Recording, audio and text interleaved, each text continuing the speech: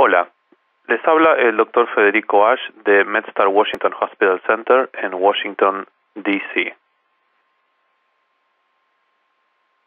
En nombre de la Sociedad Americana de Ecocardiografía, ACE, es un placer para mí presentar este webinar para introducirles o describirles las guías nuevas de imágenes multimodalidad para enfermedades de la aorta torácica, de las cuales yo fui parte del grupo escritor, pero que fue dirigido por el Dr. Steven Goldstein. No tengo conflictos de interés relacionados a esta presentación para mencionar. Vamos a comenzar planteando los objetivos que tenía las guías y la presentación en sí. En principio era describir las ventajas y debilidades de cada una de las modalidades de imágenes para evaluación de la aorta. Principalmente vamos a focalizar en esta presentación en ecocardiografía, en tomografía computada y resonancia magnética.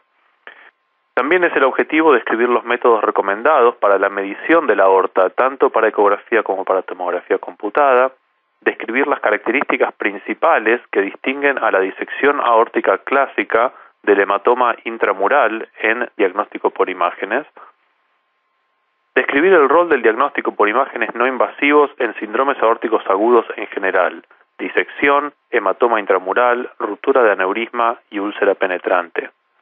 También vamos a describir patologías asociadas con la válvula aórtica bicúspide y describir el sistema de graduación de severidad en la aterosclerosis aórtica. Este documento fue publicado por el Journal de la American Society of Echocardiography en el número de febrero del 2015. Ahí tienen la referencia para que puedan buscarlo. Lo que vamos a hacer en esta presentación es hacer un resumen de lo que estas guías comprenden, pero sin lugar a dudas las guías en sí tienen mucha más información y desde ya los invito a complementar esta presentación con la lectura de las guías. Como ven aquí, este fue un grupo muy grande de expertos en imágenes de aorta. Fue dirigido por el Dr. Steve Goldstein en representación de la Sociedad Americana de Eco y codirigida por el Dr. Arturo Evangelista en representación de la Asociación Europea de Imágenes Cardiovasculares. Como ven, debajo de cada uno de esos nombres hay múltiples representantes de uno y otra sociedad, y tenemos también el nombre de los consultores principales para este documento. ¿Cuáles fueron los objetivos principales al escribir estas guías? Número uno, obtener un consenso en cuanto al protocolo de utilización, un consenso en cuanto a tener un protocolo unificado para medir la aorta. Tenemos que hacerlo con un método de borde interno a borde interno, borde externo a borde externo. Ese fue un foco de discusión muy importante. También queríamos determinar la variabilidad de mediciones. ¿Qué representa un cambio real en un paciente? Un cambio de 2, 3, 4, 5 milímetros. Y esto fue una discusión importante que también tuvimos.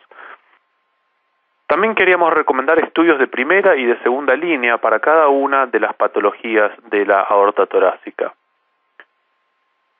Determinar cuándo debiéramos usar una tomografía computada de sistema gatillado, particularmente gatillado por electrocardiograma, en el diagnóstico, en el seguimiento, etc.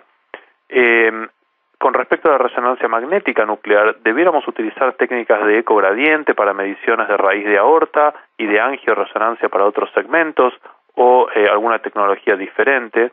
Seguimiento, en cuanto al seguimiento, recomendaciones de utilizar el mismo método para poder hacer comparaciones lado a lado con imágenes demostradas en cuanto al seguimiento.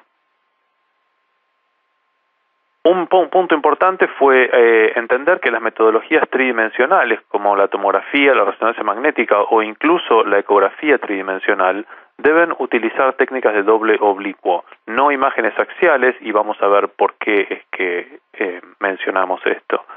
Queríamos también poner una clara demostración de cómo debiera clasificarse la graduación de severidad de la aterosclerosis aórtica, definir qué es una disección aórtica aguda, subaguda y crónica, y establecer recomendaciones en cuanto a estudios de imágenes post cirugía de aorta.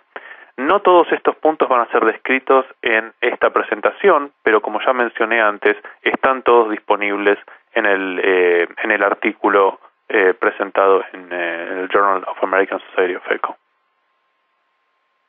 Empezamos nuestra tarea de generar estas guías haciendo una encuesta a múltiples expertos en imágenes, tanto en eco, en tomografía, en resonancia magnética, en centros académicos de los Estados Unidos y no necesariamente académicos, realmente presentando 10 preguntas para tener una idea de cuáles eran los puntos de mayor discordancia que debieran ser abordados por las presentes guías. Sin entrar en mucho detalle, vamos a ver cuáles fueron esas preguntas, a ver si había un protocolo uniforme en cuanto a cómo cada centro mide la aorta. Como ven aquí, algunos lo hacen de borde interno a borde interno, algunos lo hacen de borde externo a borde externo. Realmente no hay un consenso. La segunda pregunta era, ¿cuál de las siguientes es el tiempo adecuado el tiempo en el ciclo cardíaco adecuado para las mediciones? Había una mayoría predominante en utilizar el fin de diástole, pero como se ve aquí, la realidad es que utiliza el fin de sístole.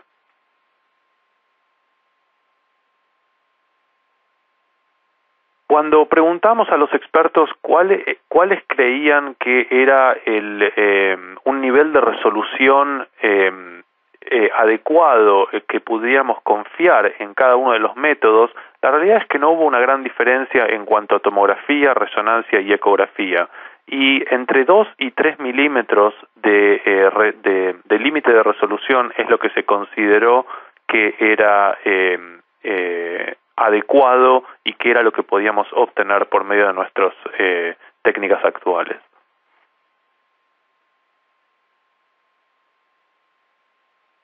Una pregunta que fue bastante poco específica porque no abordó patologías en particular, sino estudios de la aorta en general, fue ¿cuánto consideramos que es un cambio significativo cuando hacemos un seguimiento anual de un paciente en cuanto al tamaño de la aorta? Y como vemos aquí, tampoco hay un consenso adecuado en esto. Pero bueno, todos sabemos que si el paciente tiene enfermedad de Marfan, por ejemplo, los cambios más pequeños pueden aún ser más significativos. Esta era una pregunta genérica, pero claramente no teníamos un consenso al respecto. ¿Cuándo debiera usarse la tomografía computada, gatillada por electrocardiograma? Es una pregunta bastante interesante porque la mayoría de los expertos consideraron que solamente debiera usarse en el seguimiento y no en el diagnóstico inicial, pero la realidad es que en un mundo ideal todos estamos de acuerdo en que debiéramos usarlo tanto en diagnóstico como en seguimiento, particularmente cuando estamos haciendo mediciones de la aorta proximal, de la raíz de la aorta en particular. Esta era una pregunta directamente relacionada a la resonancia magnética y en cuanto a utilizar ecogradientes, metodologías de ecogradientes o metodologías de angiografía por resonancia, y como ven tampoco hay un consenso claro. Esta fue una pregunta respecto a las placas de ateroma, ¿cuándo se considera una placa de ateroma compleja?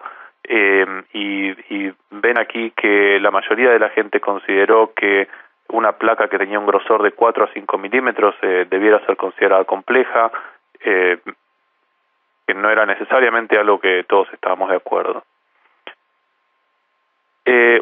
La octava pregunta era cómo definir la disección de aorta en cuanto a si era aguda, subaguda o crónica, y en este caso hubo un acuerdo bastante claro, considerando la disección aórtica aguda aquella de menos de 2 semanas de duración, subaguda 2 a 6 y crónica mayor a 6.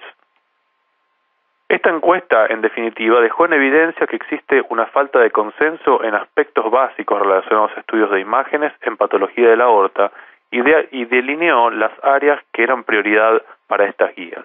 De tal forma que esta encuesta nos ayudó a poder entender cómo podíamos hacer que estas guías tuvieran una relevancia clínica importante.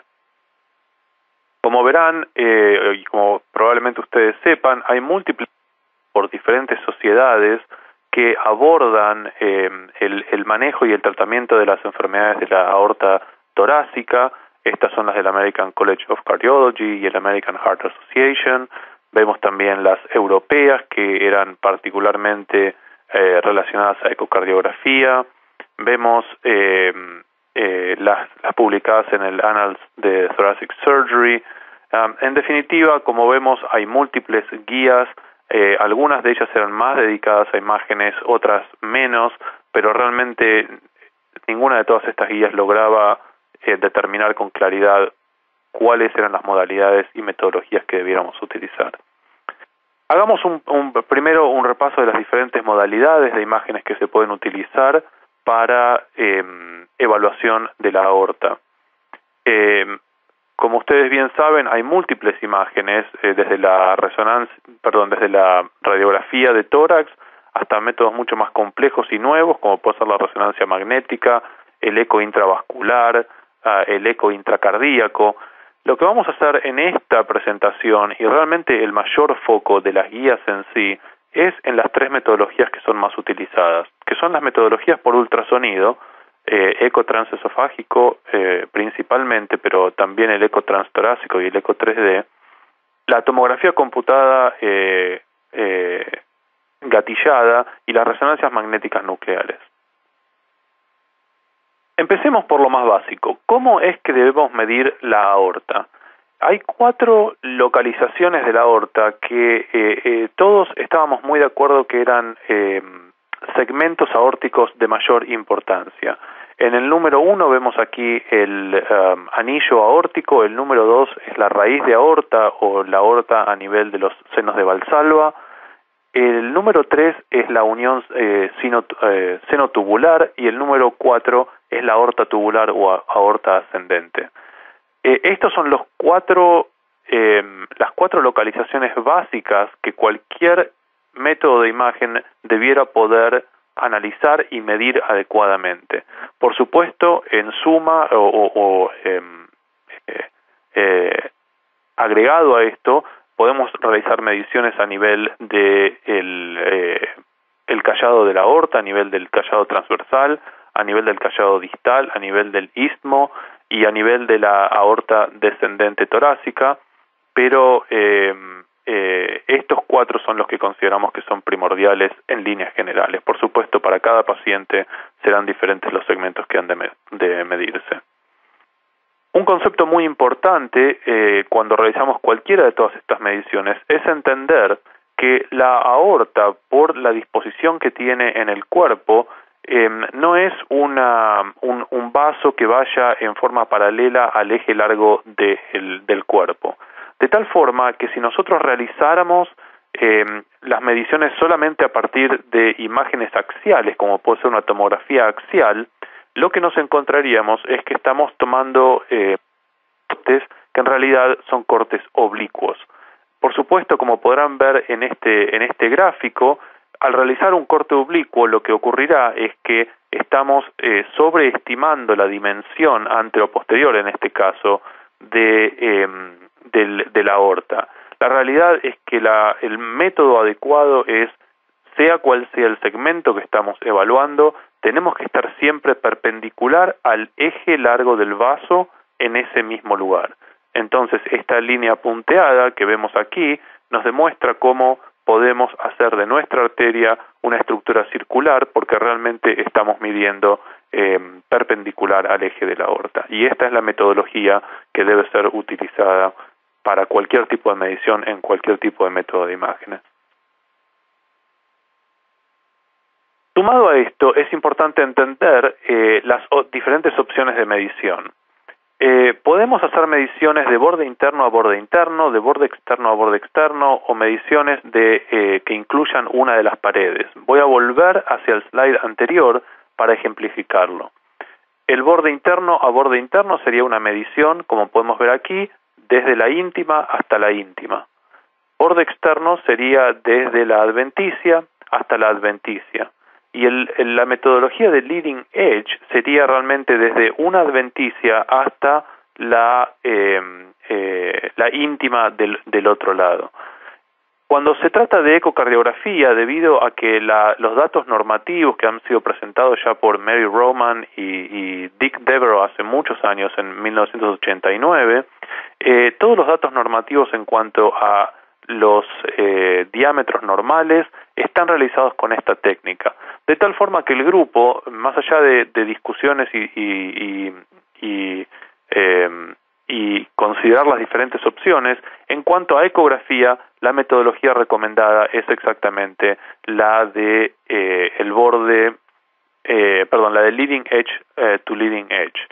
La tomografía computada, en cambio, prefiere utilizar el borde interno a borde interno. O sea que puede que haya una diferencia de 1 a 2 milímetros cuando comparamos mediciones de tomografía contra mediciones de ecocardiografía. ¿En qué momento del ciclo cardíaco debemos medir la raíz de la aorta? Bueno, la realidad es que el consenso es que debe ser en fin de diástole. Y esto de nuevo tiene que ver con los datos normativos que son utilizados en adultos en todo el mundo. Así que se considera que el fin de diástole es el momento adecuado porque tiene mejor reproducibilidad, porque la presión de la aorta es más estable y porque es más fácil de localizar en cuanto al QRS del electrocardiograma. Vamos a describir patologías de la aorta torácica y realmente lo que vamos a hacer en esta presentación es focalizar en aquellas patologías que son agudas.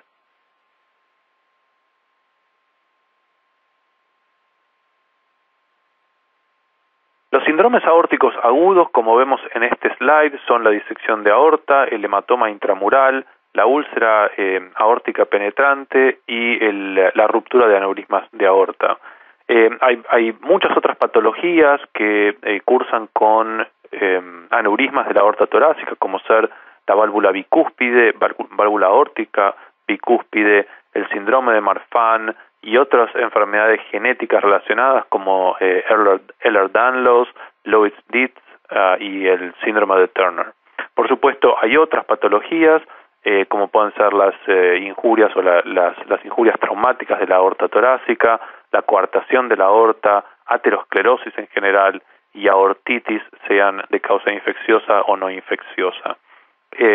No vamos a entrar en detalles con estas últimas, realmente vamos a focalizar en esta presentación en las agudas, pero nuevamente las guías sí tienen secciones dedicadas a cada una de estas patologías. Síndromes aórticos agudos. Entonces vamos a comenzar describiendo la disección de aorta. En concepto general es que un síndrome aórtico agudo es una emergencia, un retraso en el diagnóstico y o en el tratamiento resulta realmente en niveles de mortalidad muy altos e inaceptables. Los signos y síntomas pueden ser leves o pueden ser bien atípicos y el diagnóstico de tal modo requiere que haya un índice de sospecha con un umbral bajo. Si tenemos una sospecha mínima, tenemos que hacer estudios de imágenes adecuados para poder diagnosticarlo. Si no, vamos a dejar pasar las horas y la mortalidad se mide realmente en el seguimiento horario de estos pacientes. Disección de la aorta. ¿Cuáles son los objetivos primarios del diagnóstico por imágenes en esta patología? Primero, determinar el sitio de entrada o el tear, el desgarro de entrada desde el lumen verdadero hacia el lumen falso. Determinar si es de tipo A o de tipo B. Las disecciones de tipo A son aquellas que afectan a la aorta ascendente y son aquellas para las cuales el tratamiento quirúrgico de emergencia es mandatorio. A diferencia de las patologías de los pacientes con disección de aorta de tipo B, en el cual la aorta ascendente no está comprometida y en el cual el tratamiento médico puede ser la terapia de elección. También es importante determinar si hay compromiso de las arterias coronarias o si hay otras complicaciones, como por ejemplo la presencia, la severidad y el mecanismo de la regurgitación de aorta, si hay derrame pericárdico o derrame pleural, si hay ruptura de la aorta disecada o si hay compromiso de las arterias colaterales que salen de la aorta y que pueden generar isquemia de diferentes órganos. Este slide muestra el rendimiento de la ecografía transesofágica en estudios de los 90, donde podemos ver que tanto la sensibilidad como la especificidad en todos estos estudios, en todos estos reportes clínicos, es muy alto. Si es 99% o es 95%, la realidad es que es muy raro perder el diagnóstico de disección de aorta con una ecografía transesofágica. Cuando comparamos las tres metodologías, de nuevo, más allá de los números, que 100% tal vez no sea el número real, lo que sí es importante es el concepto, y el concepto es que tanto la tomografía computada como la resonancia magnética y la ecografía transesofágica tienen una sensibilidad y una especificidad muy, muy alta, al punto que cualquiera de las tres metodologías pudiera ser utilizada sin realmente afectar su rendimiento. ¿Cuáles son las ventajas de la ecografía transesofágica? Tiene gran sensibilidad y especificidad, se puede hacer en forma rápida, es portable, o sea que se puede llevar a la cama del paciente, a la cama de terapia intensiva, a la cama de la sala de operaciones. Es seguro en pacientes que están críticamente enfermos, en pacientes inestables, que claramente puede ser el caso en pacientes con disección de aorta. No requiere del traslado del paciente hacia una sala de tomógrafo o de resonador, pero además hay ciertas cosas que el eco transesofágico tiene un rendimiento mejor que la tomografía y la resonancia magnética, particularmente la evaluación de la regurgitación aórtica, detectar que haya regurgitación aórtica, cuán severa es, y además detectar el mecanismo de esa regurgitación, que es algo sumamente importante para describir al cirujano, así ellos pueden determinar qué tipo de cirugía ha de realizarse. El compromiso de las arterias coronarias, la presencia de derrame pericárdico e incluso la determinación de la función ventricular izquierda y derecha son sumamente importantes, particularmente cuando estamos pensando que este paciente va a ir a quirófano para una operación de emergencia. ¿Qué es lo que vamos a encontrar en ecocardiografía? Bueno, la imagen más importante que realmente define a la disección es encontrar un flap de disección. El flap de disección está compuesto por la íntima y por parte de la media, o sea que llamarlo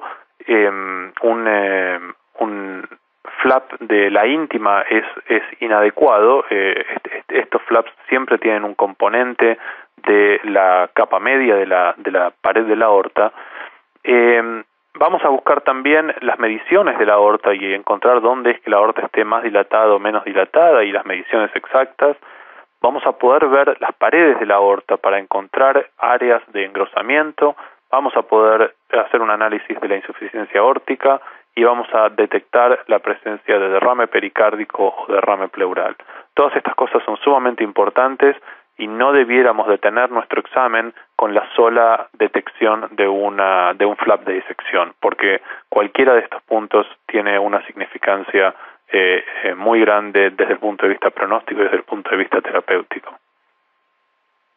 Como vemos en esta imagen, tenemos un flap de disección en la aorta ascendente. Esta es una ecografía transesofágica con el tracto de salida del ventrículo izquierdo, la válvula aórtica y la aorta ascendente con un flap de disección, como lo vemos aquí muy claro.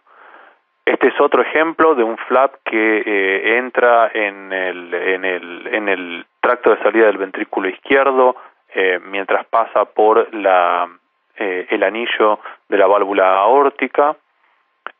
Y esta es una imagen de una aorta descendente en un eje corto, y como podemos ver aquí tenemos el flap de disección que delimita un lumen verdadero y un lumen falso. Como podemos determinar por Doppler color, viendo el flujo sistólico habitual del lumen verdadero a diferencia del lumen falso.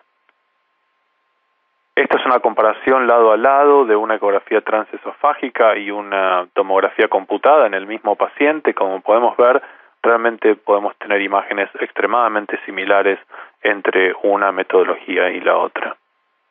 Estas son imágenes de un callado aórtico, de un arco aórtico, y de nuevo podemos ver ese flap de disección en la tomografía computada con el lumen verdadero y el lumen falso, y podemos ver el mismo tipo de imagen y morfología en la ecografía transesofágica. De nuevo, este es el mismo paciente con ambos estudios hechos lado a lado.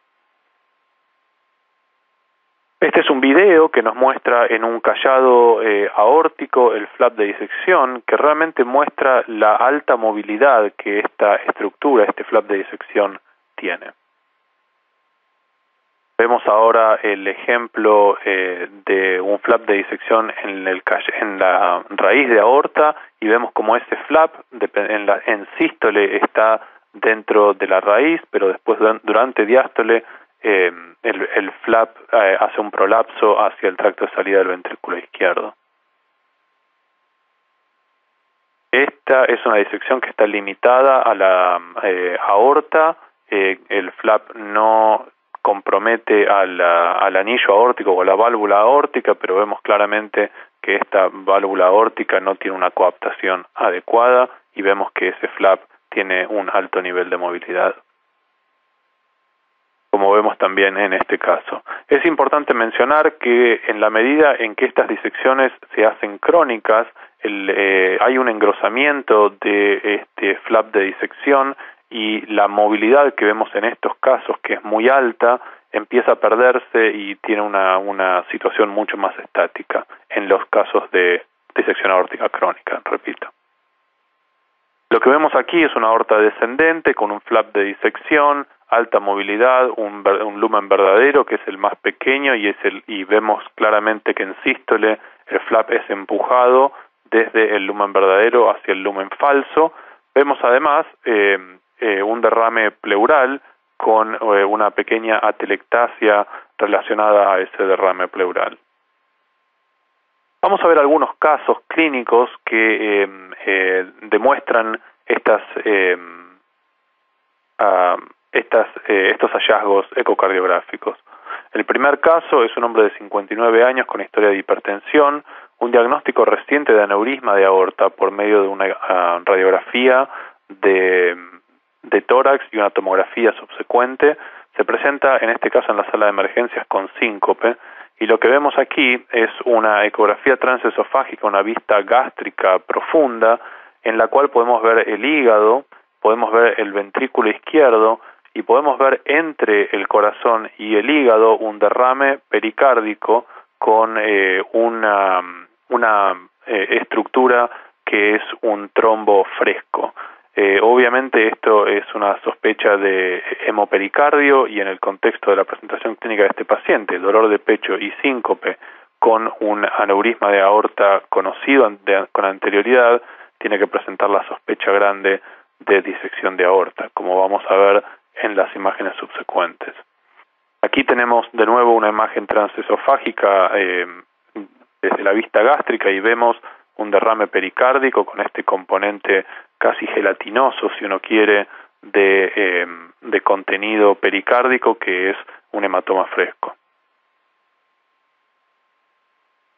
Y lo que podemos ver aquí es la aorta ascendente con un flap de disección, como podemos ver en esta imagen, y como podemos ver más claramente en este caso, aquí vemos la válvula aórtica, aquí vemos el flap de disección que tiene un desgarro de entrada, una zona de entrada, y esta es la aorta ascendente. Lo mismo que estamos viendo aquí, en este caso es importante que estamos haciendo una examinación de la arteria coronaria derecha para saber si el flap produce un compromiso, que suele presentarse con un infarto de miocardio de la cara inferior por compromiso de la arteria coronaria derecha en la mayoría de los casos. pero también podemos ver el flujo a nivel de esa arteria coronaria, que en este caso era normal, y podemos ver la regurgitación aórtica, que en este caso no era nada realmente muy significativo. Ahora vemos nuevamente el flap de disección en la aorta ascendente. Vemos que la raíz de la aorta pareciera estar libre de disección, y lo que vemos en esta imagen de eje corto es la arteria coronaria izquierda o el tronco de coronaria izquierda, que tampoco está comprometido. Mirando al callado de la aorta, cuando rotamos el omniplano desde 0 grados a 95, podemos visualizar la arteria subclavia izquierda, que es la última de los vasos de cuello, si uno quiere, y en ocasiones podemos ver cómo el flap de disección se proyecta dentro de esta arteria subclavia, que no es el caso en este paciente. El segundo caso, no vamos a entrar en los detalles clínicos, pero vemos aquí las imágenes tridimensionales por eco transesofágico, y de nuevo vemos un flap con alta movilidad, que en este caso compromete también a la raíz de la aorta, y vemos aquí imágenes de la aorta descendente con un lumen verdadero y un lumen falso separados por este flap en una vista longitudinal y en una vista más oblicua. Esta es realmente la vista longitudinal en 3 dimensiones, y vemos aquí el lumen verdadero y el falso con el flap de disección. En este caso vemos nuevamente a nivel de la aorta descendente un flap de disección que separa a los 2 lúmenes y un pequeño derrame pleural. Cuando ponemos Doppler color podemos ver un sitio de entrada, y es importante mencionar que lo más frecuente es encontrar múltiples sitios de entrada, o por lo menos un sitio de entrada a nivel proximal y un sitio de entrada a nivel distal, pero lo más frecuente es encontrar múltiples sitios de entrada, como queda claro en esta imagen de Doppler color, que tiene un flujo bidireccional hacia un lumen y el otro. Esta es una imagen de angiografía en el cual vemos un catéter de pigtail que está localizado en la aorta descendente, en el callado de la aorta y en la ascendente. No hay que confundir esto obviamente con un flap de disección. En este caso lo que estamos viendo son mediciones realizadas por medio de angiografía en este paciente.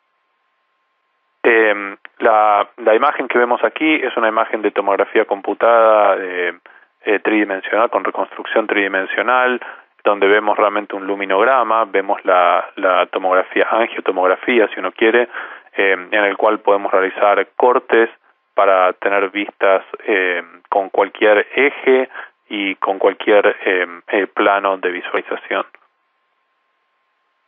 Lo que vemos aquí es esta mujer de 90 años que de nuevo con una angiotomografía podemos claramente ver el comienzo del callado de la aorta, el final del callado de la aorta.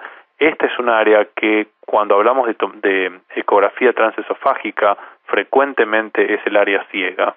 En muchos casos, tal vez en la mayoría de los casos, se puede realizar una examinación adecuada de este área, pero frecuentemente nos encontramos con casos en los cuales la presencia del bronquio no nos permite visualizar el callado en sí. Entonces ese área ciega, si uno quiere, no puede examinarse necesariamente bien con eco transesofágico, pero obviamente se puede ver muy bien con con tomografía computada. Esta tabla que es tomada del artículo de las guías habla de las diferentes metodologías, cuáles son los métodos de primera línea, tomografía y transesofágico, y cuáles son los de segunda y tercera línea para evaluación de disecciones.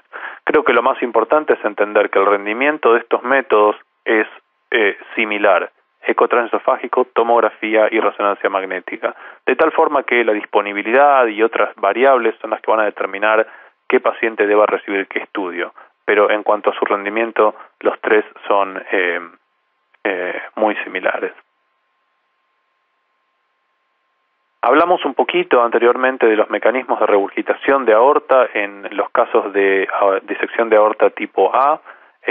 Los diferentes mecanismos que pueden ser evaluados con eco transesofágico y no adecuadamente con tomografía o resonancia pueden ser la dilatación de la raíz de aorta, puede ser prolapso de una de las valvas al perder su zona de inserción en el anillo, puede ser la invaginación o el prolapso, como vimos en un caso anteriormente, del flap de disección que no permita un cierre adecuado, o obviamente puede ser patología de la válvula aórtica preexistente, por ejemplo, un caso de válvula bicúspide. Aquí vemos ejemplos. Este es un caso, el caso A es uno en el cual hay una dilatación del anillo de la aorta, perdón, de la raíz de la aorta y particularmente de la unión senotubular, de tal forma que el soporte de las valvas a nivel sinotubular está afectado y por lo tanto no permite un cierre adecuado de las valvas. Este es un caso de prolapso del flap de disección dentro del tracto de salida del ventrículo izquierdo, que previene también la coaptación adecuada de las valvas. Y el ejemplo C es un ejemplo en el cual la disección llega a afectar al anillo al punto de la inserción de una de las valvas. Entonces esas valvas pueden ahora prolapsar. O sea, no prolapso necesariamente del flap de disección, sino un prolapso de la valva aórtica. Este gráfico muestra la alta sensibilidad de cualquiera de los métodos.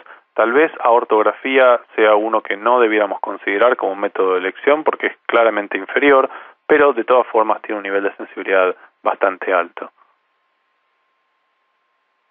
Y en cuanto a la especificidad, creo que nuevamente queda claro que ninguna de todas estas metodologías es particularmente mejor que las otras. Son todas excelentes. El caso número 4 es un hombre de 34 años.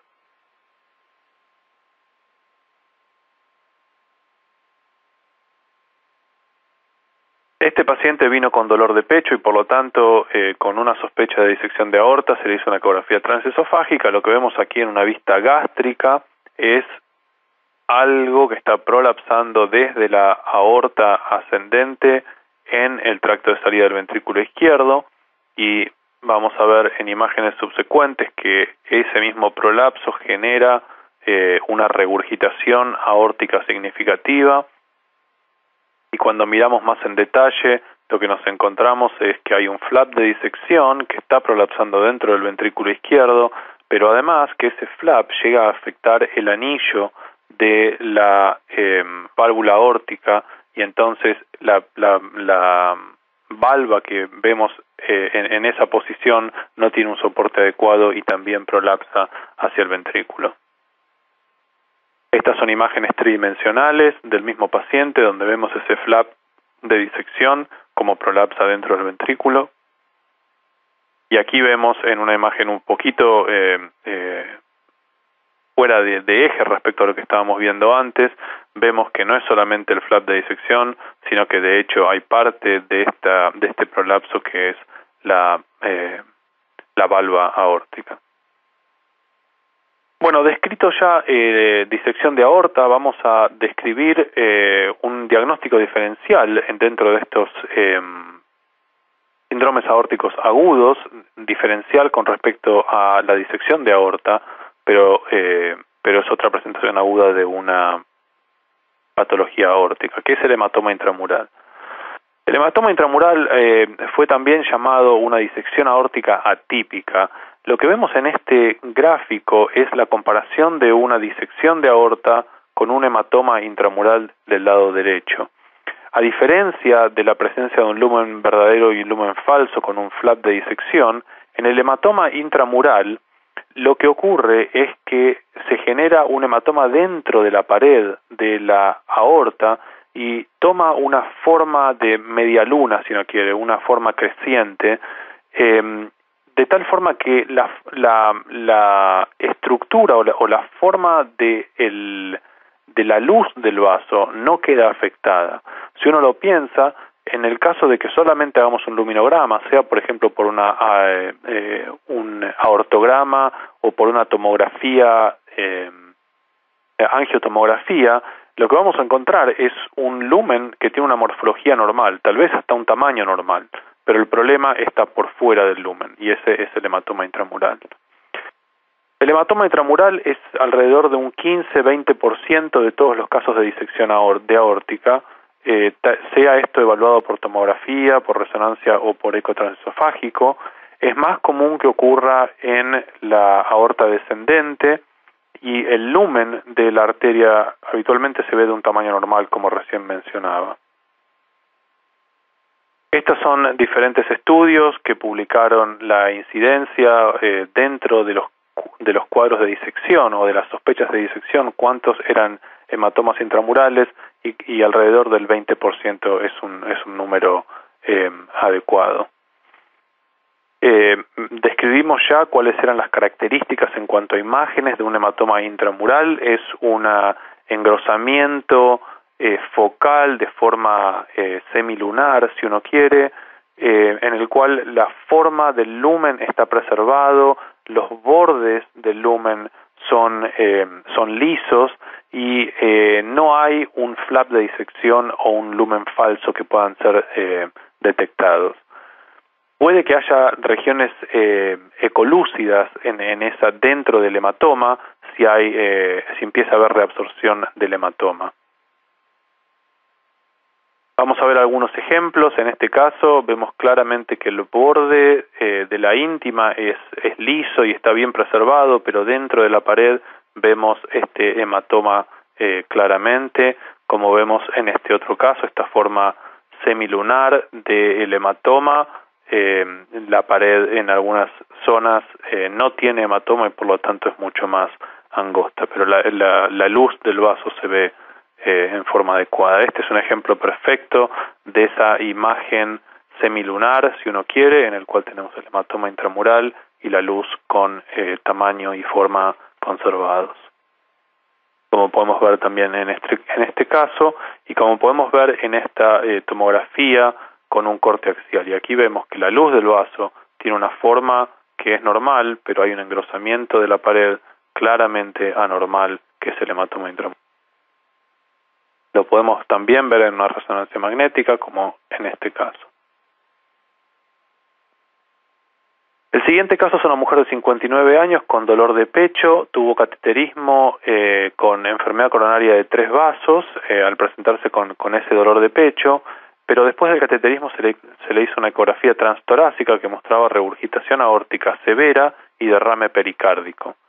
Entonces la sospecha en este caso fue que no era un síndrome coronario agudo, sino que era un síndrome aórtico agudo, y se le hizo una tomografía computada y una ecografía transesofágica para evaluarlo. Y como vemos aquí, en esta transesofágico, una vista transgástrica, vemos un derrame pericárdico significativo y vemos un material fibrinoide tal vez en la cavidad pericárdica. Cuando en este mismo paciente miramos en el eje largo, nos encontramos con que la aorta ascendente tiene un grosor completamente anormal y una ecogenicidad que es anormal, tanto del lado posterior como del lado anterior, y esto es exactamente el hematoma intramural del que estábamos hablando anteriormente, que lo vemos claramente en la raíz de la aorta extendiéndose hasta el anillo de la válvula aórtica y también extendiéndose hacia la aorta ascendente. Esta es una vista donde vemos el tronco de la coronaria izquierda que está conservado, pero alrededor del tronco tenemos todo el hematoma que habíamos descrito anteriormente. El flujo en esa arteria coronaria es normal. Cuando miramos en este caso al callado de la aorta y a la aorta descendente, nos encontramos con que en forma distal sí había un flap de disección, como vemos en este caso. El siguiente caso es un hombre de 46 años con una historia de válvula aórtica bicúspide conocida. que tuvo en la niñez una reparación de coartación de aorta y en este momento se presenta con dolor de pecho y síncope.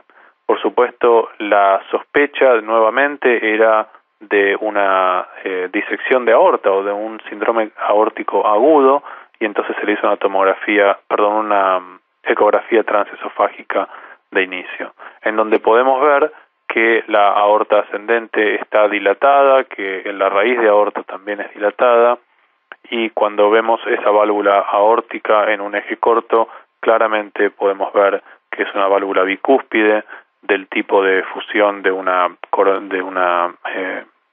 valva izquierda con valva derecha. Y cuando miramos más en detalle a la arteria aorta, nos encontramos que en el segmento proximal de la aorta ascendente y en la raíz de aorta existe este engrosamiento que no es tan claro como en otros casos, pero que claramente es anormal, como podemos verlo aquí en este eje corto. Todo este área presenta un engrosamiento que es un hematoma intramural. Nuevamente podemos visualizar la arteria coronaria derecha en este caso, que no está comprometida, pero sí podemos ver el engrosamiento de la pared con un borde de la íntima que es liso y clarito. En la sala de operaciones a este paciente se le encontró una dilatación de la aorta ascendente de hasta 4,8 centímetros, una válvula aórtica bicúspide, un hematoma intramural y un pequeño hemopericardio. Tenemos aquí algunas imágenes de este caso donde vemos una aortotomía, y en la aortotomía queda claro que tenemos un componente de hematoma significativo dentro de la pared de la aorta. Como vemos también en este caso donde la adventicia está siendo agarrada y vemos que entre la íntima y la adventicia hay un hematoma. También se encontró en este caso un pequeño desgarro o tear de la íntima, que es probablemente donde el cuadro comenzó. Y vemos claramente aquí, en el corte de la aorta, como hay un hematoma significativo. Creo que describimos ya los puntos principales del hematoma intramural y cómo diagnosticarlo. Tanto la ecografía transesofágica como la tomografía y la resonancia magnética pueden hacer este diagnóstico sin mayores complicaciones. Pero desde un punto de vista clínico, esto puede ser indiferenciable de una disección de aorta. La úlcera penetrante es la tercera de las patologías de síndrome aórtico agudo que quería mencionar. Esto se trata de una ulceración en una placa de ateroma que penetra e invade la media del vaso y hasta puede extenderse en la adventicia. De tal forma que a partir de esta úlcera penetrante se pueden generar hematomas en la media o se pueden generar incluso disecciones o rupturas del vaso. Esto es muchísimo menos frecuente. De todas las patologías aórticas agudas, por lejos la más frecuente es la disección de aorta. Dijimos que alrededor de un 20% de ellas se presentan como hematomas intramurales y aún un número mucho más pequeño son las úlceras penetrantes de la aorta. La mayoría de estos casos, al igual que los hematomas intramurales, los encontramos en la aorta descendente. Las características son aquellas de una placa de ateroma compleja. En esta placa de ateroma compleja se puede visualizar una imagen tipo cráter en la placa de ateroma y frecuentemente tienen un componente asociado de hematoma intramural o incluso de un flap de disección con baja motilidad debido a la aterosclerosis significativa en estos pacientes. Estos son ejemplos por ecografía transesofágica. Vemos una placa aorta y vemos esta ulceración dentro de la placa que se extiende dentro de la media y seguramente hasta la adventicia. Este es otro ejemplo donde vemos esta ulceración en la placa de ateroma con un componente de hematoma alrededor y vemos claramente que hay estructuras móviles. Este es otro ejemplo donde vemos una úlcera penetrante y un hematoma alrededor de esa úlcera penetrante. Y estos son algunos ejemplos de patología donde vemos la placa de ateroma con el componente agudo de la penetración, como vemos aquí en diferentes especímenes. ¿Qué es lo que tenemos que mirar? Bueno, tenemos que poder localizarlo, poder describir la profundidad, la localización, el tamaño, poder describir el diámetro de la aorta a ese nivel y poder evaluar también la presencia de un hematoma intramural asociado, presencia de disecciones, presencia de hematoma a nivel mediastinal, y nuevamente hay que considerar que estas ulceraciones pueden hacerse transaórticas de tal forma que resulten en derrames pleurales o incluso derrames pericárdicos si fuera a nivel proximal. Dejando de lado la patología aórtica aguda, vamos a hacer los últimos pocos minutos relacionados a patologías crónicas, y sin entrar en detalles, tenemos siempre que pensar cuáles son las etiologías de aneurismas de aorta torácicos. Están aquí listados y en el documento de las guías van a poder encontrar descripciones de imágenes en cada una de todas estas patologías, que son bastante características para la mayoría de ellas. ¿Cuáles son los objetivos de las imágenes en estos casos? Obviamente confirmar el diagnóstico, hacer mediciones de los diámetros máximos y por supuesto permitir una localización exacta de dónde estos aneurismas están localizados y poder hacer un seguimiento a lo largo del tiempo para determinar si estos aneurismas están creciendo o no están creciendo, para poder determinar cuándo es el momento quirúrgico adecuado. En estas patologías crónicas, tener una tomografía o una resonancia magnética, al menos una, que nos dé una buena idea de todo el trayecto de la aorta, es sumamente importante, y a partir de eso, dependiendo de cuál es la localización de los aneurismas, si los aneurismas están localizados en la aorta ascendente, el seguimiento puede realizarse con ecografía transtorácica, y si no, el seguimiento tal vez deba realizarse con tomografías o resonancia magnéticas. Lo que es importante en estas patologías es que cuando determinamos cuál va a ser el método de seguimiento, que ese seguimiento se haga siempre con la misma modalidad de imágenes y que podamos hacer mediciones lado a lado para estar seguros de que estamos midiendo la aorta en el mismo lugar y con la misma técnica, para poder realmente determinar si hay un crecimiento de 2, 3, 5 milímetros, que son crecimientos pequeños, pero que pueden tener una importancia clínica muy significativa.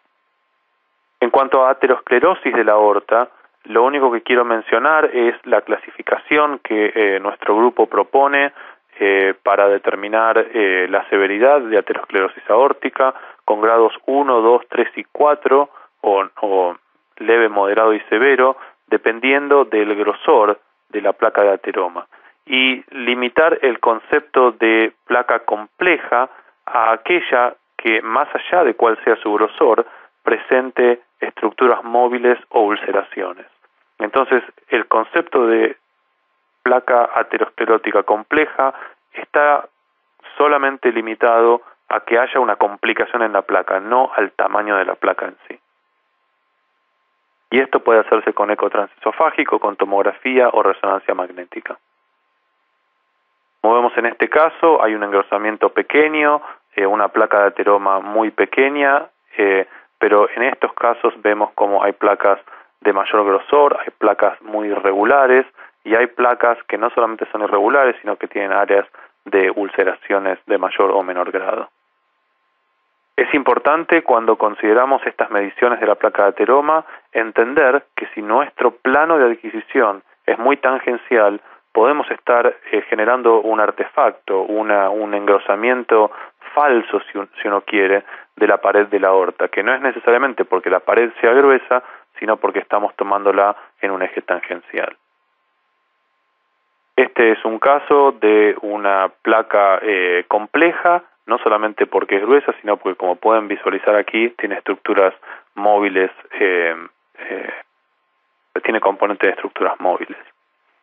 Y cuando lo vemos esto en un eje largo, vemos entonces que esa placa de ateroma tiene estructuras móviles muy complicadas que pueden generar embolias.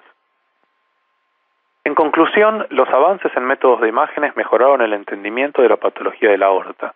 La indicación para cada modalidad depende de la certeza diagnóstica de cada uno de estos métodos, de la disponibilidad de los métodos en cada institución de las contraindicaciones en cada uno de los pacientes, por ejemplo, si el paciente está intubado y no puede ir a un resonador, o si el paciente tiene insuficiencia renal y no puede recibir contraste, etcétera. Y por supuesto, la consideración del costo y beneficio de cada una de estas metodologías. La tomografía computada tiene altísima resolución de toda la aorta, y ese es un componente muy importante, incluso de las arterias colaterales, al igual que la resonancia magnética. Realmente puede proveer una información anatómica muy precisa y permite cierta evaluación hemodinámica. No se utiliza radiación e incluso puede hacerse sin utilizar gadolinio. O sea que se podría hacer en pacientes con insuficiencia renal. La ecografía transesofágica tiene una disponibilidad muy amplia a nivel de instituciones, no utiliza radiación ni contraste, se puede utilizar en condiciones adversas como una sala de terapia intensiva, un paciente muy inestable, intubado, etcétera. Estas tablas que son tomadas de las guías hacen una buena comparación en cuanto a la capacidad de detectar las diferentes patologías y también en cuanto a las ventajas y desventajas que cada una de estas metodologías de imagen puede proveer para la evaluación de nuestros pacientes. En definitiva, quiero agradecerles mucho el tiempo para seguir este webinar que fue preparado por ustedes por la Sociedad Americana de Ecocardiografía. Esta es mi información, incluso mi email en caso de que surjan preguntas respecto a esta presentación. Muchísimas gracias.